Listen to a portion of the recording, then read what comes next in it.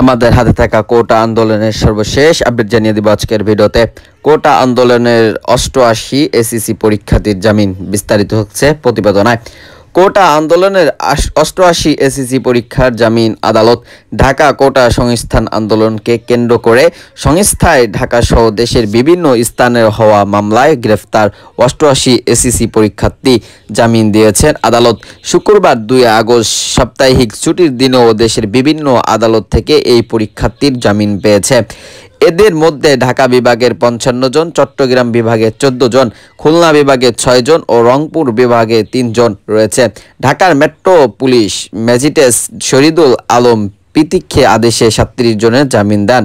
ঢাকার chief জুয়েলের magistrate আদালত 5 SSC পরীক্ষার জামিন মঞ্জুর করেন। ডিপিএম পজিশন শাখার উপকামী ডিসি আনিজুর রহমান বিষয়টি নিশ্চিত করেছেন।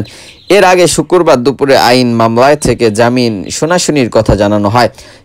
সম্প্রতি সংস্থায় ঘটনা মামলায় অনেক এসএসসি পরীক্ষার্থী গ্রেপ্তার হয়। কিছু কিছু কলেজে পরীক্ষার্থীরা বলেছেন, গ্রেপ্তার পরীক্ষার্থীদের মুক্ত না দিলে তারা পরীক্ষায় অংশ নেবেন না। অবশ্যই সরকার নিরাপদ শিক্ষার্থী ও পরীক্ষার্থীদের হয়রানি করা হবে না বলে জানিয়েছে। আছে বাংলাদেশ সময়